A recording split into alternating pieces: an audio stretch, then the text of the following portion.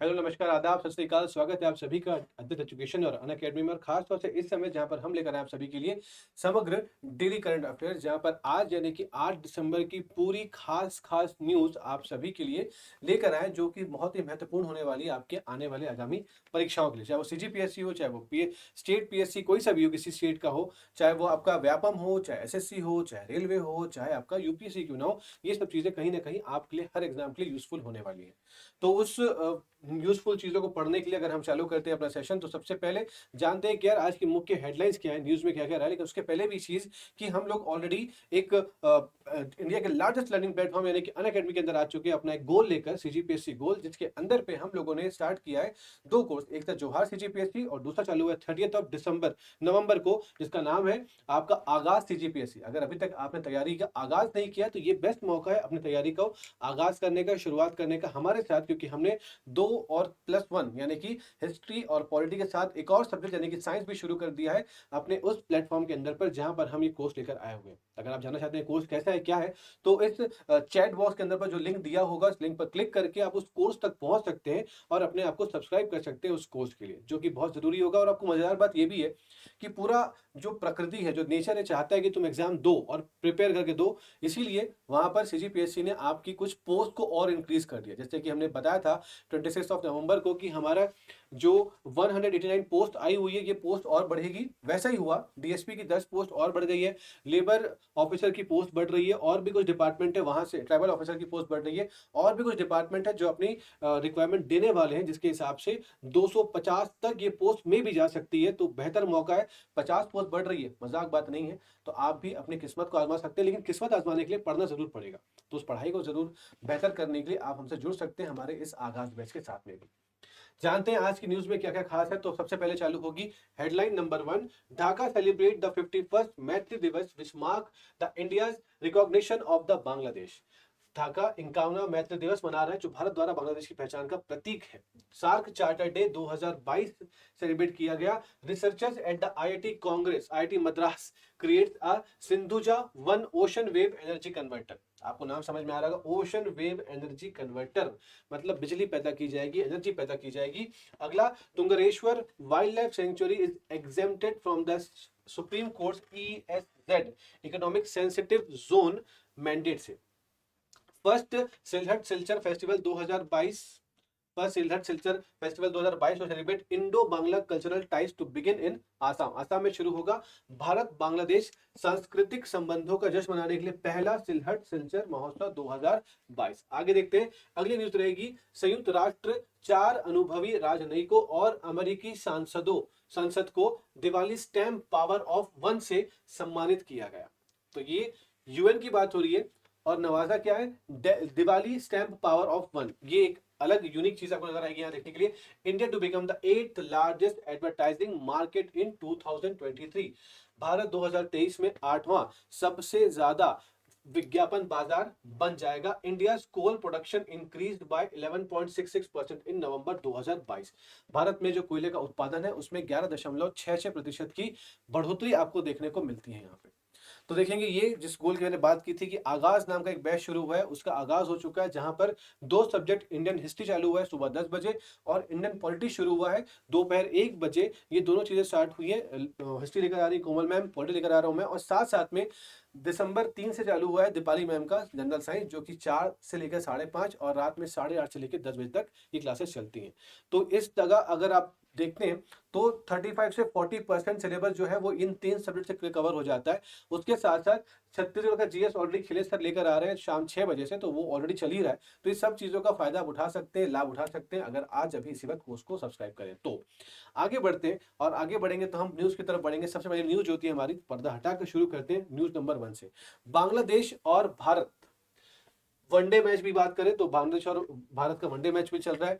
कहीं ना कहीं इसमें लूज कर जा रहे हैं, बट फिर भी जो देश के संबंध है एक दूसरे के साथ वो बहुत ही मजबूत होते चले जा रहे हैं समय समय के साथ। तो ढाका जो है वो 51वां मैत्री दिवस मना रहा है। आपको पता है कि 1971 में, यानी कि आज से 51 साल पहले की अगर हम बात करते हैं, तो बांग्लादेश लिबरेशन वॉर हुआ था, जिस वॉर में हम लोगों ने पार्टिसिपेट करके बांग्लादेश का सपोर्ट करके पाकिस्तान ने घुटने टिकाकर बांग्लादेश को आजाद करा दिया था। तो उसी समय से हमारी दोस्ती है, जो मैत्री है, जो संबंध बना हुआ है, वो बहुत मजबूत होता चला गया। और उसको सेलिब्रेट करने के लिए ये मैत्री दिवस हमेशा हर साल मनाया जाता है। और उसी स्तर में ये जो बनाया गया है, ये आपका 51वां मैत्री दिवस है।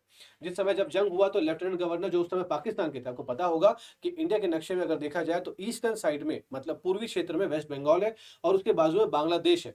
वो बांग्लादेश आजादी के समय ईस्ट पाकिस्तान यानी कि पूर्वी पाकिस्तान बना था, और वहां के लोगों ने अपने आप को पाकिस्तान से आजाद करने के लिए इंडिया से हेल्प मांगी, इंडिया ने हेल्प करी और उसको आजाद करा के एक नया मुल्क बना दिया। ये नहीं कि हमने कब्जा कर लिया, हमने उसे एक नया देश बना के रखा हुआ।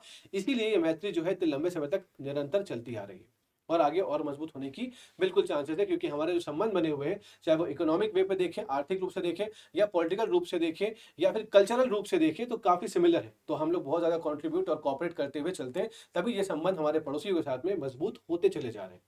यहीं पर देखोगे तो इसी संबंध की अगर हम बात करते हैं आगे, तो नियाजी जो लेफ्टिनेंट जनरल जो नियाजी थे, उनको घुटने टिका दिया गया था इंडिया और बांग्लादेश की जॉइंट आर्मी ने। इंडिया की अगर बात करते हैं तो इंडिया की जो आर्मी थी उसको लीड किया था लेफ्टिनेंट गवर्नर जगजीत सिंह जी के द्वारा, और साथ साथ में जो बांग्लादेश की जो आर्मी थी, जो सेना थी, उसका नाम क्या था, मुक्ति वाहिनी। इन दोनों ने मिलकर कहीं ना कहीं पाकिस्तान को खदेड़ के बाहर निकाला और बांग्लादेश को आजाद करा दिया। ये था पूरा मामला जिसके बारे में हम लोगों ने चर्चा करी। तो 1971 की उस यादगार युद्ध को, लिबरेशन वॉर को, उस आजादी के उस युद्ध को याद करते हुए ये सेलिब्रेट किया जा रहा है। और एक खास इंफॉर्मेशन चीज है कि मैं इसको यहाँ पे इसलिए समझा रहा हूँ कि इसको आप देखें तो ये जो वीडियो चल रहा है, ये वीडियो एक्चुअली लाइव नहीं है, ये वीडियो जो है ये प्रीमियर हो रहा है, क्योंकि due to some emergency Tarun sir आज क्लास में आज नहीं आ पाए बाहर होने की वजह से। तो मैं ये वीडियो को रिकॉर्ड कर दे रहा हूँ अभी आधे घंटे पहले, और ये वीडियो अपने टाइम पर, समय पर आपको प्रीमियर होकर मिल जाएगा और आप यहाँ पर चैट कर सकते हैं। और आप सभी का स्वागत है आदत एजुकेशन अनअकैडमी फिर से, और जो भी सवाल होंगे वहाँ कर सकते हैं, और जो सवाल मैं पूछूंगा उस सवाल का जवाब भी आप मुझे वहां पर आकर दे सकते हैं। ठीक है, मैं जब क्लास चलते रहेगी तो मैं इसका जरूर वीडियो देखूंगा और आपको वहां पर रिप्लाई भी करता रहूंगा। ठीक है, तो ये लाइव नहीं है, ये प्रीमियर है, इस बात का ध्यान रखिएगा। ये मैं डिक्लेयर नहीं करता, लेकिन मैंने कर दिया, बता दिया, जो सच है सो सच है, तो आपको पता होना चाहिए। ठीक है, न्यूज में कोई दिक्कत नहीं, न्यूज में कोई कमी नहीं रहेगी, लेकिन बस हम अभी आप जो मुझे बोलेंगे मैं आपको बोल के नहीं, वहां पर लिख के, मैसेज करके, कमेंट करके आपको वहां पे आपसे रूबरू हो सकता हूँ। ठीक है जी, तो इस लिबरेशन वॉर की बात करें तो यहाँ पर अटेंडीज में कौन कौन से, तो के एम मुजम्मल हक जो है वो मिनिस्टर ऑफ लिबरेशन है। ठीक है, जो के एम मुजम्मल हक है, जो बांग्लादेश के मुस्लिम संग्राम मामलों के मंत्री हैं, उन्होंने वो इस कार्यक्रम के मुख्य अतिथि के रूप में शामिल हुए, वो इसके मुख्य अतिथि के रूप में शामिल हुए। तो पहली न्यूज आपकी थी इस पर। दूसरी बात करेंगे तो SAARC charter day 2022, SAARC charter दिवस। सार्क की अगर आप बात करें तो सर सार्क क्या होता है, तो कहीं ना कहीं पे आपको बांग्लादेश फिर से यहां पर याद आ जाएगा। South Asian association for regional corporation, south Asian association for regional corporation. मतलब सार्क मतलब क्या हो गया कि हमारे से लगे हुए बहुत सारे देश है, चाहे वो पाकिस्तान है, चाहे वो बांग्लादेश है, चाहे वो नेपाल है, चाहे वो भूटान है, चाहे वो म्यांमार है, इन सभी 8 देशों के साथ मिलकर हमने क्या किया था, एक संगठन बनाया था जिसे हम क्या कहते हैं, सार्क कहते हैं, जिसे हम क्या कहते हैं, सार्क कहते हैं। और कब बनाया गया था, 1985 में एक सार्क चार्टर को अडॉप्ट किया गया था। कहां पर, ढाका में किया गया था। मुझे कमेंट पर ये बता दे कि सार्क जो SAARC है, south Asian association for regional corporation, इसका हेडक्वार्टर कहां पर है। कमेंट सेक्शन पर इसका आंसर मुझे मिलते रहना चाहिए। ठीक है, नहीं मिलेगा तो दिक्कत होगी, मुझे अफसोस हो जाएगा, तो दीजिएगा। तो इसकी जो हुई बैठक यहां पर होने वाली है। मुझे बताएंगे कि सार्क सम्मेलन, पहला सार्क सम्मेलन कहां पे हुआ था, देख लिया होगा। अभी जो 2023 में, या जब भी जो सार्क सम्मेलन होगा, वो सार्क सम्मेलन कौन से देश में होने वाला है, सार्क सम्मेलन कौन से देश में होने वाला है। पहले जो हुआ था वो ढाका में हुआ था, बता दे रहा हूं। जो लेटेस्ट सार्क सम्मेलन है वो कौन से देश में होने वाला है, इसका जवाब आप सब देने वाले हैं। ठीक है, तो इस चीज को क्या हो चुका है, तो बोला सर 38वां साल सेलिब्रेट किया जा रहा है, 38th ईयर जो है वो सेलिब्रेट किया जा रहा है। और इसके अंदर पर कितने देश आते हैं, तो बोले सर टोटल 8 देश इसके अंदर पर मौजूद होते हैं। कौन कौन से देश होंगे, तो बोलोगे सर बांग्लादेश होगा, भूटान होगा, भारत होगा, मालदीव होगा, नेपाल होगा, पाकिस्तान होगा और श्रीलंका होगा। ठीक है, अगर आप देखोगे तो यहाँ पर भारत के जितने भी नेबर्स हैं वो यहाँ पर आ रहे हैं, अफगानिस्तान को छोड़ के। पाकिस्तान भारत का नेबर है नॉर्थ ईस्ट वेस्टर्न रीजन पे, उत्तर पश्चिम क्षेत्र में। बांग्लादेश की बात करेंगे तो हमारा पूर्वी जो है ये बॉर्डर शेयर करता है। म्यांमार की बात करेंगे तो भी वहीं पर आ जाता है। भूटान की बात करेंगे तो नॉर्थ ईस्टर्न वाले रीजन में आ जाता है। ठीक है, तो चाइना और अफगानिस्तान को छोड़कर बाकी जो हमारे पड़ोसी हैं, भले उनकी सीमा हमारे सीमा से नहीं टकरा रही होगी, हमारे बीच में जलसंधि होगी, जैसे कि बात करते हैं हम मालदीव की बात करते हैं और श्रीलंका की बात करते हैं, तो वो भी सार्क के अंदर पे शामिल है। इसका मकसद क्या है कि आपस में दूसरे को कॉपरेट करना। कॉपरेट किस तरीके से कर सकते हो? कल्चरल वे पे, सांस्कृतिक रूप से कॉपरेट कर सकते हो, इकोनॉमिक रूप से कॉपरेट कर सकते हो, बिजनेस ट्रेड में कॉपरेट कर सकते हो। तो अलग अलग कॉपरेट करके हम अपना और अपने पड़ोसियों का देख रेख करेंगे, तभी एक दूसरे के साथ ग्रो करेंगे, तो तभी हम क्या होंगे, एक साथ एक पावरफुल बन सकेंगे। और आने वाले समय पे कोई बाहरी देश अगर हम पर नजर गड़ा के देखता है, नजर टिकाता है या कुछ करना चाहता है नुकसान, तो हम सब इकट्ठे एक शक्ति के रूप में उसका सामना भी कर पाएंगे। तो पीस और प्रोग्रेस और स्टेबिलिटी, स्थिरता आनी चाहिए, सुकून यानी कि पीस यानी कि शांति बरकरार होनी चाहिए, और साथ साथ में प्रोग्रेस भी करना चाहिए, ग्रोथ भी करना चाहिए। यही इसका उद्देश्य है खास तौर से। ठीक है, तो इनकी जो मुलाकातें होती हैं वहां पर निर्णय लिए जाते हैं और आने वाले समय के लिए कुछ विशेष डिसीजन लेके और बेहतर करने के संबंध को बहुत अलग अलग नियम बनाए जाते हैं। Researchers at the IIT Madras create the Sindhuja 1 ocean wave energy converter. IIT Madras के शोधकर्ताओं ने सिंधुजा 1 महासागरी तरंग ऊर्जा परिवर्तक बनाया है। इसका मतलब क्या है सर? इन लोगों ने मिलकर क्या किया हुआ है? इन लोगों ने मिलकर यहाँ पर एक प्रोजेक्ट तैयार किया आईआईटी मद्रास ने, सिंधुजा 1। तो नाम से क्या समझ में आ रहा है कि यार इन लोग क्या बनाने वाले? Ocean wave energy converter. जो समुद्र की लहरें होती हैं, जो टाइड्स आती हैं, जो वेव्स आती हैं, उसी से ये एनर्जी को कन्वर्ट करेंगे। उसी से क्या करेंगे? ये एनर्जी पे कन्वर्ट कर देंगे, और एनर्जी कन्वर्ट करके हमारे देश के लिए, क्योंकि एनर्जी कैसी होगी, किस तरह की एनर्जी होगी, आप लोग कमेंट बता सकते हैं। तो बोला जो एनर्जी होगी सर, ये बेसिकली किस तरह की होगी? तो बोला ये रिन्यूएबल एनर्जी हो जाएगी। ठीक है, ये अक्षय ऊर्जा होगी, रिन्यूएबल एनर्जी होगी। जो कि वेव्स हैं, जो लहरें हैं, वो एक बार में रुकती नहीं, ये लगातार लगातार चलते रहती हैं। तो इन लहरों की वजह से ही क्या हो रहा है, एक एनर्जी क्रिएट किया जा रहा है, जो हमारी रिन्यूएबल एनर्जी के तौर पे क्या किया जाएगा, उसको इस्तेमाल किया जाएगा। और आपको पता है कि 2030 तक हमें रिन्यूएबल एनर्जी का इस्तेमाल करके 500 गीगावाट, कितना था टारगेट? तो बोला 2030 तक हमें 500 गीगावाट एनर्जी जनरेट करने का टारगेट रखा हुआ था, रिन्यूएबल सोर्स ऑफ एनर्जी से, रिन्यूएबल सोर्स ऑफ एनर्जी से। और आपको पता है कि हमारे देश के अंदर पे, अगर हमारे देश की बात करते हैं, तो हमारे देश की जो बाउंड्री है ना पूरी की पूरी, मुझे कमेंट बताएंगे कि हमारी जो तटीय सीमा है उसकी लंबाई कुल कितने किलोमीटर की है? मुझे कमेंट बताना, मैं आपको पॉज दे रहा हूं और उस पॉज में आप लोग मुझे बताएंगे कि कितने देर, कितनी लंबी है हमारी जो तटीय सीमा है, यानी कि जो हमारा कोस्टल लाइन है, उसकी लंबाई कुल कितनी है? तो आपका आंसर कितना आना चाहिए? तो बोलोगे सर 7500 किलोमीटर, 7500 किलोमीटर। अगर हम सिर्फ इस मुख्य जमीन की बात करते हैं तो ये 6100 किलोमीटर है, और साथ में अंडमान और निकोबार की बात करते हो तो कुल मिलाकर 7500 किलोमीटर की हमारी तटीय सीमा जो है वो इतनी है। और इसके बाद कितना पोटेंशियल होगा? लगभग लगभग 54 गीगावाट। अगर हम ओशन की बात करते हैं तो हमारे पास 54 गीगावाट इलेक्ट्रिसिटी जनरेट किया जा सकता है इसके द्वारा, 54 मेगावाट। ठीक है, तो 54 मेगावाट यानी कि जो हमारा टारगेट है, जो हमारा रिन्यूएबल एनर्जी से एनर्जी प्रोडक्शन करेगा, जो टारगेट है वो 600, वो 500 मेगावाट है 2030 तक, यानी कि अगले 8 साल तक। और इस ओशन से हम लोग 54 मेगावाट की एनर्जी जनरेट कर सकते हैं। तो कहीं ना कहीं हमारे टारगेट को अचीव करने के लिए ये बहुत ही हेल्पफुल हो सकता है। ओशन से, समुद्र की लहरों से कुछ नहीं करना है, समुद्र की लहरों से एनर्जी क्रिएट करानी, बनानी, प्रोड्यूस करानी। तो इसको अभी इंस्टॉल कहाँ पे किया गया? तो क्या बोलोगे? इसको इंस्टॉल क्योंकि आईआईटी मद्रास में बना हुआ है, तो मद्रास क्षेत्र में होगा, तमिलनाडु में होगा। तो तमिलनाडु की एक जगह तट है, इसका नाम है टुटीकोरिन। ठीक है, तो मुझे कमेंट बताना कि टुटीकोरिन जो शहर है, जो तटीय क्षेत्र है, वो किस चीज के लिए बहुत फेमस है, किस चीज के लिए बहुत फेमस है? इसका जवाब मुझे कमेंट सेक्शन में दिया जाएगा। ठीक है, तो यहीं पर बना दिया गया ये वाला पार्ट। इसे टुटीकोरिन से, मतलब ऑफ द कोस्ट, इसे 6 किलोमीटर दूर पे इंस्टॉल किया गया, 20 मीटर गहराई में। कहां से वो इलेक्ट्रिसिटी प्रोड्यूस किया जाएगा उसके द्वारा। ठीक है, कहां पर? टुटीकोरिन। टुटीकोरिन फेमस क्यों है ये आप ऑप्शन में मुझे बताएंगे। एक और खास चीज ये होने वाली है, ये सब तो आपके एजुकेटर्स इनके बारे में आप जानते हैं, लेकिन इससे भी महत्वपूर्ण चीज एक और बताना चाहता हूं कि अब तक आपकी और हमारी मुलाकात जो हुई है वो ऐसे वर्चुअली हुई है। आपने मुझे या हम सबको, पूरी टीम को मोबाइल के ऐसे स्क्रीन में ही देखा होगा, लेकिन अब आपके पास एक मौका है कि आप हमसे मुलाकात कर सकते हैं। कुछ सवाल ऐसे होते हैं जिसका जवाब शायद हम एक दूसरे से मिलकर ही दे पाएंगे, और कुछ डाउट को हम एक दूसरे से मिलकर ही कवर कर पाएंगे। तो वहां पर अगर आप ऐसा करना चाहते हैं तो एक बहुत ही प्यारा सा हमने एक मौका बना के रखा है जहां पर एक फैकल्टी या फिर एजुकेटर मीटअप होने वाला है अदर्स एजुकेशन और अनअकैडमी के द्वारा। वहां पर आप हमसे मुलाकात करेंगे और मुलाकात के साथ साथ अपनी डाउट वगैरह जो भी दिक्कतें परेशानी होंगी उसको रूबरू होकर हम एक दूसरे से डील करेंगे, और साथ ही साथ में कि आप आने वाले एग्जाम के लिए कितने अच्छे तरीके से प्रिपेयर हैं या है भी या नहीं भी, तो उसको जानने के लिए आपको एक टेस्ट देना पड़ता है। ठीक है, अगर आपको पानी में नहाने जाना है नदी में, तो आपको पहले गहराई नापनी पड़ेगी ना कि भाई कितना गहरा है, मैं जाके डूब तो नहीं जाऊंगा कहीं। उसी तरीके से इस एग्जाम में मैं कहीं हार तो नहीं जाऊंगा।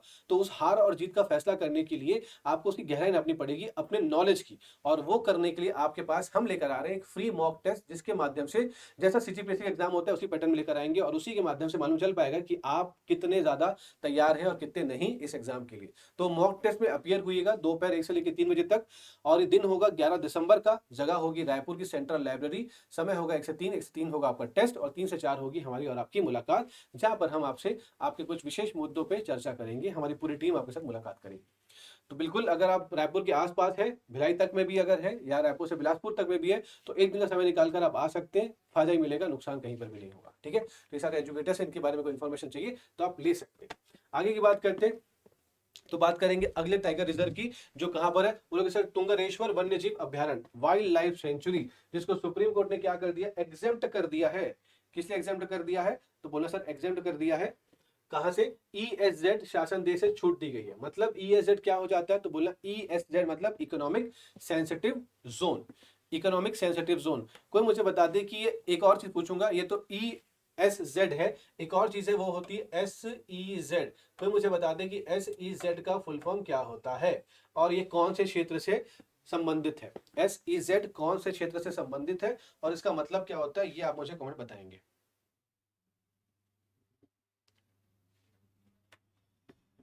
एस ई जेड, तो क्या बोलोगे सर, एस ई जेड जो होता है ये बेसिकली आपका होता है स्पेशल इकोनॉमिक जोन। कभी आपने सुना होगा कि जो मॉल्स वगैरह खुला करते थे, वो सारे मॉल ना शहर के बाहर खुला करते थे, क्योंकि उस जगह पर ट्रेड को बढ़ावा देने के लिए और लोगों को बुलाकर न्योता देकर यहाँ पर व्यापार करने के लिए, एक लालच देने के लिए, एक उनको ऑफर देने के लिए कि भाई तुम अगर यहाँ पर आके अपनी दुकान खोलोगे, अपना मॉल खोलोगे, तो हम तुमसे टैक्स में कुछ कटौती कर देंगे, जिससे आपके सामान जो होंगे सस्ते हो जाएंगे, और उस सस्ते सामान को खरीदने के लिए कस्टमर आपके पास दौड़ भाग के आ जाएंगे। तो वो हो जाएगा आपका स्पेशल इकोनॉमिक जोन। तो यहाँ पर भी आकर आप अपना चीजों को ले सकते हैं और यहाँ पर कमाई का एक जरिया बन सकता है। तो स्पेशल इकोनॉमिक जोन एसईजेड की बात करते हैं, तो कहां चलिए भाई, तो ये था। लेकिन बात करेंगे यहाँ पर ईएसजेड यानी कि इकोनॉमिक सेंसिटिव जोन, यानी कि इकोनॉमिक सॉरी क्या बोलेंगे इसको, environmental sensitive zone, eco sensitive zone. ठीक है, तो ये क्या हो जाएगा, इको सेंसिटिव जोन होगा। क्या बनाया जाएगा, जितने भी वाइल्ड लाइफ सेंचुरी थी सर, उस वाइल्ड लाइफ सेंचुरी के अंदर पे आपको उसके बाहर क्या करना होगा, 1 किलोमीटर दायरे का एक जोन बनाना पड़ेगा। जो जोन जो रहेगा, जैसे कि एग्जाम्पल के तौर पे, एग्जाम्पल लेते हैं कि आपने एक तोहफा लिया। ठीक है, आपने एक तोहफा लिया, और वो तोहफा जो था वो पूरी तरीके से कांच का था। इस कांच के तोहफे को अगर आप यहां से कहीं बाहर ले जाना चाहते हो, तो क्या कर, डर क्या होगा कि टूट जाएगा। इसको आपने बॉक्स में रखा और आपको टूटने का डर पैदा हो जाएगा। तो उस टूटने के डर को बचाने के लिए आप क्या करते हो, इसके बाहर ना पूरा प्लास्टिक से रैप कर देते हो, बहुत सारे पुट्ठे लगा दोगे प्लास्टिक से, जो वो आते हैं ना प्लास्टिक वाली, जो बबल्स प्लास्टिक आती है, आप वो लगा दोगे। क्यों, अगर झटका लगेगा तो ये पूरे जो प्लास्टिक्स है और ये जो पूरे जो खड्डे रखे हुए हैं, ये इसको झेल लेंगे, थर्माकोल है इसको झेल लेंगे। ठीक है, ये झेल लेंगे। आपने इसलिए क्या करके रखा, वो लगा के रखा। उसी तरीके से जितने भी वाइल्ड लाइफ सेंचुरी वन अभ्यारण्य होते हैं, वहां पर आप सब क्या करते हैं, इसके बाहर है, बोला कि भाई ये देखो ये सेंसिटिव एरिया, यहाँ पे बहुत जंगली जानवर है, इसको बचाने के लिए यहाँ पर आप एक सेंसिटिव जोन बना दो, इको सेंसिटिव जोन बना दो, जिसका काम क्या हो जाएगा, ये पर्यावरण संवेदनशील क्षेत्र होगा। इसके अंदर पे अगर कोई हमलावर भी आता है, अगर कोई हमलावर भी आता है या कोई आपदा आती है, कोई दिक्कत आती है, तो यहां तक जाने के पहले वो इसको झेलना पड़ेगा। वो इतने वाले हिस्से में क्या हो जाएगी, वो शॉक फैल जाएगा।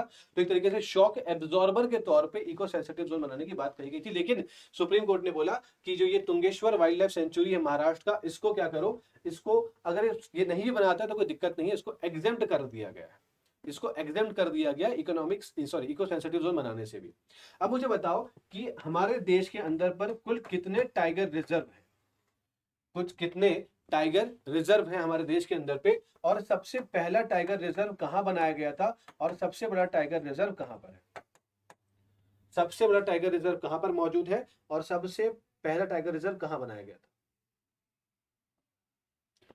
ठीक है, तो बोलोगे पहला जो है सर बंदीपुर में था। बंदीपुर कहाँ पर है सर? बंदीपुर है बंदीपुर है कर्नाटक में। तो बंदीपुर में सबसे पहला टाइगर रिजर्व बनाया गया था। और दूसरा जो सबसे बड़ा टाइगर रिजर्व है अभी हमारे देश में वो कौन सा है? तो बोलोगे सर वो है नागार्जुन, नागार्जुन श्रीशैलम में।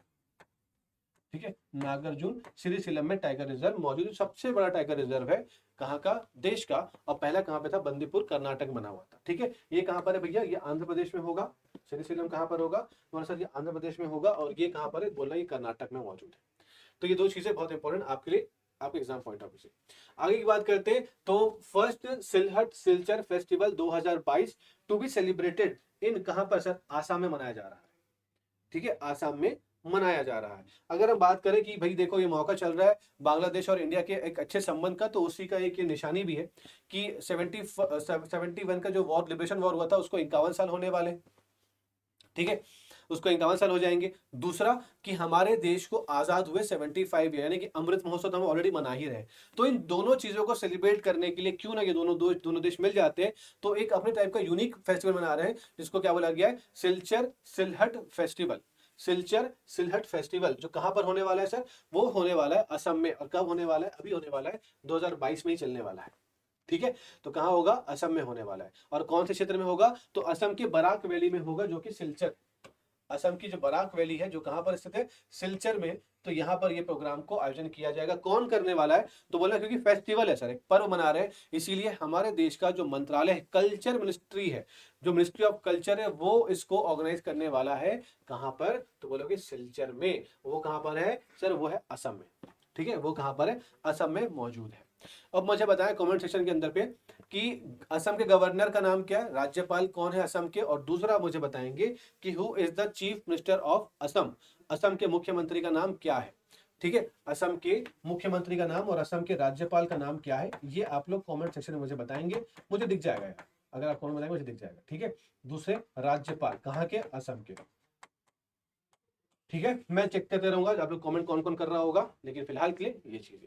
आगे बढ़ते हैं तो जो मैंने आपको आगाज की बात की थी, अगर आप आगाज करना चाहते हैं अपनी पढ़ाई का भी, तो आप इस गोल के अंदर पे, इस गोल के अंदर में इस जगह पे आप सब्सक्राइब कर सकते हैं 1 महीने के लिए भी, 3 महीने के लिए। देखो जितना आप समय बढ़ाता चले जाओगे सब्सक्रिप्शन टाइम का, आपका कॉस्टिंग बहुत कम हो जाएगा। यहाँ पर आपको लग रहा होगा कि यार 1 महीने के लिए 1999 रुपए, 1999, ये बहुत होता है। लेकिन अगर आप ये सोचोगे कि अगर आप 2 साल को सब्सक्राइब कर लेते हो तो आपको मात्र 12,000 रुपए देने पड़ेंगे। ठीक है, मात्र 12,000, यानी कि 2 साल का 12,000, यानी कि 1 महीने का मात्र 500 रुपए। और उसमें भी आपको डिस्काउंट मिल रही है कितनी? 10% की। क्या करने पे? तो सर अद्वैत 1111 अगर आप लगा देते हो ना कोड इस पे, तो आपको इसमें 450 रुपए हो जाएंगे, यानी कि 10% डिस्काउंट मिल जाएगा। मतलब और क्या चाहिए भाई, और क्या चाहिए? 10% का डिस्काउंट। तो सोच रहे हो अगर आपने 12 महीने 24 महीने कोर्स लिया तो आपको एक कोर्स 450 रुपए मिल जाएगा।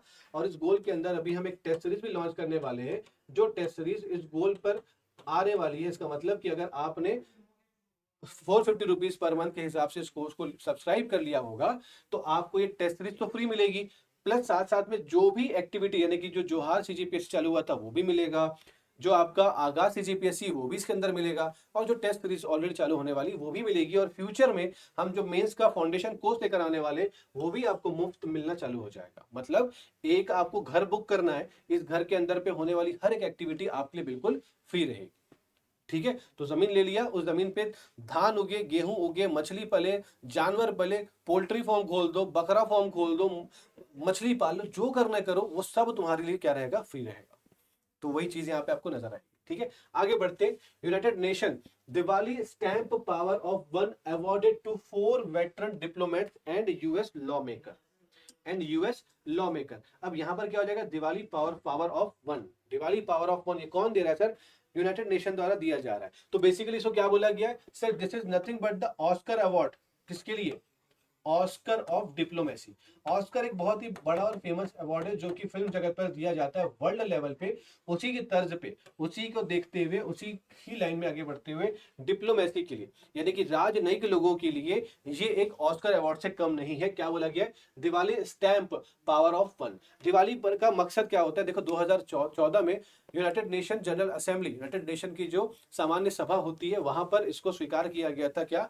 Diwali stamp power of one. मतलब दिवाली जो है वो प्रतीक किसका है? वो यूनिटी का प्रतीक है, वो एकता का प्रतीक है। और उसी को फॉलो करते हुए Diwali stamp power of one, यानी कि डिप्लोमेसी में जिन्होंने भी अच्छा काम किया, यूनाइटेड नेशन के अंदर डिप्लोमेसी पे अच्छा काम किया है, देश विदेश पे जो आपसी में संबंध बेहतर बनाने के लिए जो कार्य किया गया है, उन सभी को ये ऑस्कर से, कौन सा ऑस्कर है? ये डिप्लोमेसी का ऑस्कर है। इस अवार्ड से नवाजा गया हुआ है देश विदेश के लोगों को। तो इसी तरह से 4 लोगों को ये अवार्ड दिया गया है, जो वेटरन डिप्लोमेट से, जो ऑलरेडी डिप्लोमेट थे, पुराने डिप्लोमेट थे, जो कि फेमस लोग थे, अनुभवी लोग थे, उनको दिया गया। साथ साथ में अमेरिका के एक लॉ मेकर को, जो एक विधायिका है, ठीक है, उनको भी अवार्ड दिया गया है। अब आपकी जिम्मेदारी ये है कि कमेंट सेक्शन पे आने के समय के बाद आपको कमेंट सेक्शन में बताना है कि अवार्ड किसको किसको दिया गया। उसमें से कोई भारतीय नहीं है, बट फिर भी आपको वो अवार्ड किसको दिया, एक बार सरसरी नजर से उसको जरूर देख के रखिएगा और मुझे बताइए कमेंट सेक्शन के अंदर पे किसको अवार्ड दिया गया। इंपॉर्टेंट चीज क्या है कि वो Diwali stamp power of one, यहाँ पर हम शामिल हो जाते हैं, ठीक है, Diwali stamp power of one. तो ये इनको डिप्लोमेसी के लिए वाला अवार्ड दिया जाता है, ठीक है। कोई डाउट यहाँ पर किसी को, कोई समस्या होगी तो मुझे बता सकते हैं, ठीक है। समाज की बेहतरी के लिए, सामाजिक अच्छाइयों के लिए ही दिवाली का जो त्योहार है, क्यों मनाते दिवाली का त्योहार? मतलब बुराई पर अच्छाई की जीत हुई ना, तो बुराई पर अच्छाई की जीत हो रही है, तो आप अच्छा करते हो, अच्छे को प्रमोट करने के लिए, अच्छे को बढ़ावा देने के लिए आप ये वाला काम करते हो, ठीक है। अच्छाई को बढ़ावा देने के लिए आप ये वाला काम करते हो, तो इसीलिए Diwali the power of one, Diwali stamp the power of one जो है, वो चीजें क्या हुई, अवार्ड नवाजा गया किसको? जितने भी डिप्लोमेट्स हैं उनके भी।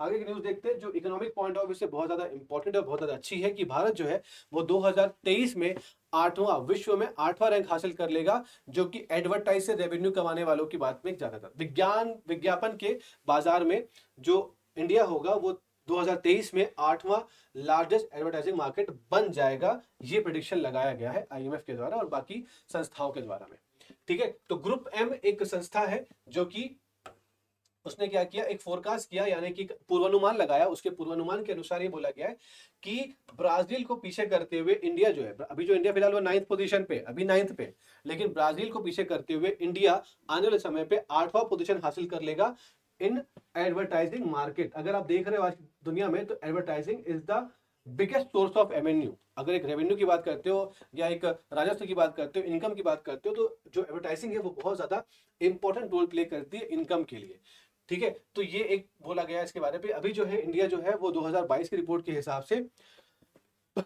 वो 9वीं लार्जेस्ट एडवर्टाइजिंग मार्केट ग्लोबली के हिसाब से वो 9वें रैंक पे है, लेकिन आगे वाले समय पे इंडिया जो रहेगी वो 8वें रैंक पे आ जाएगी। और आईएमएफ ने ये भी प्रेडिक्ट किया हुआ है कि जो इंडिया का जो जीडीपी है वो भी बहुत तेजी के साथ आगे बढ़ने वाला है, क्योंकि और उसी के साथ इंडिया जो रहेगा वो दुनिया की सबसे बड़ी इकोनॉमी में से, या फास्टेस्ट ग्रोइंग इकोनॉमी से, जो बहुत जल्दी क्या कर रही है, ग्रोथ और वृद्धि हासिल कर रही है अपनी इकोनॉमी में, वो देशों में से उसका नाम शामिल हो सकता है इंडिया का, जिस तरह से अभी उसके हालात हैं। और देखा जाए कि फेसबुक के माध्यम से अगर हम बात करते हैं, अगर हम फेसबुक के माध्यम से बात करते हैं, अगर हम गूगल के माध्यम से बात करते हैं, यूट्यूब के माध्यम से बात करते हैं, तो एडवर्टाइजिंग जो रहती है वो की रोल प्ले करती है। आज के समय पर लोग जो है वो डिजिटलाइज हो चुके हैं। कल एक न्यूज देखा, अगर आप उसको रिलेट कर पाओगे, तो कल देखा कि एयरटेल और मेटा, ये दोनों मिलकर क्या कर रहे हैं एयरटेल और मेटा मिलकर क्या कर रहे हैं, वो to Africa pulse to India, to Africa pulse को इंडिया लेकर आ रहे हैं, जिससे क्या हो जाएगा, ये लार्जेस्ट नेटवर्किंग है सबसी, यानी कि समुद्र के नीचे इसको फैलाया जा रहा है, इस जाल को, और इस जाल को फैला के कनेक्टिविटी को बढ़ाया जाएगा और इंटरनेट की स्पीड को और इंक्रीज किया जाएगा, एनहांस किया जाएगा। ये उद्देश्य के साथ ये काम किया जा रहा है। तो इसी में आगे बढ़ते हुए यहाँ पर क्या बोला जा रहा है कि जब नेटवर्क बढ़ जाएगा, जब इंटरनेट की स्पीड बढ़ जाएगी, तो लोग और ज्यादा बेहतर तरीके से डिजिटलाइज हो जाएंगे और उनका पूरा जो फोकस होगा वो डिजिटल चीजों पे हो जाएगा। और उसके बाद जब एड्स भी आएंगे, तो वो एड्स भी कैसे होंगे, डिजिटल एड्स होंगे। मोबाइल पे ये ऐड आएगा, या टीवी पे ये ऐड आएगा, या लैपटॉप पे ये ऐड आएगा, यूट्यूब पे आएगा, फेसबुक पे आएगा, ट्विटर पे आएगा, इंस्टाग्राम में आएगा, जितनी जगह पर आप मौजूद है वहां पर आपको एड्स नजर आएंगे। और उसी के माध्यम से जो एड्स कमाई होगी, उस कमाई में इंडिया जो रहेगा उसकी रैंक जो होगी वो 8वीं हो जाएगी, और इसी तरीके से जीडीपी में भी हम कॉन्ट्रीब्यूट कर पाएंगे अपने देश की, तो ये एक बहुत इंपॉर्टेंट सोर्स ऑफ रेवेन्यू हो जाता है एडवर्टाइजमेंट। ठीक है, होपफुली आपको पॉइंट समझ में आ चुका होगा। लास्ट न्यूज होगी आज की, वो ये है कि इंडिया जो है उसका कोल प्रोडक्शन इंक्रीज हो गया 11.66% इन द नवंबर 2022, नवंबर 2022 में। ठीक है, नवंबर 2022 में इतना इंक्रीज हो गया, और जिससे कोयले का जो उत्पादन है वो क्या हो जाता है, बढ़ जाता है। जब कोयले का उत्पादन बढ़ेगा तो हमारे देश में जो बिजली का उत्पादन होगा वो भी क्या होगा, बढ़ेगा। और बिजली का उत्पादन बढ़ेगा तो कहीं ना कहीं पे हम लोग बिजली को बेच भी पाएंगे। एनर्जी सरप्लस होगी तो एनर्जी को हम सेल भी कर सकते हैं, ट्रेड भी कर सकते हैं। तो ये अच्छी खबर है। पिछले साल के मुकाबले जो नवंबर 2021 की बात करें तो उसके मुकाबले नवंबर 2022 में जो कोयले का प्रोडक्शन होगा वो ज्यादा हो जाएगा, और कोल की जो बेस्ड जो एनर्जी होती है, जो प्रोडक्शन इलेक्ट्रिसिटी प्रोडक्शन होता है बिजली का, वो भी ज्यादा होता है, क्योंकि हमारे देश में जो बिजली पैदा हो रही है वो अधिकतम बिजली कोयले के माध्यम से ही पैदा हो रही है, कोयले से ही पैदा हो रही है। तो कोयला ज्यादा, बिजली ज्यादा, जो संकट था बिजली का हमारे ऊपर मंडराया हुआ था कुछ महीनों पहले, वो संकट कहीं ना कहीं पे अभी दूर होता नजर आ रहा है। क्यों? कोयले का उत्पादन बढ़ने की वजह से। साथ साथ में हमने कोयले के साथ साथ, क्योंकि कोयला एक सीमित मात्रा में ही हमारे पास अवेलेबल होगा, तो उसको खत्म करके अब हम फोकस करना चाह रहे हैं कहां पर, अब हम फोकस करना चाह रहे हैं इलेक्ट्रिसिटी पैदा करने के लिए रिन्यूएबल एनर्जी पे, यानी कि सूर्य की किरणों से ही हम बिजली पैदा करेंगे, सौर ऊर्जा से बिजली पैदा करेंगे।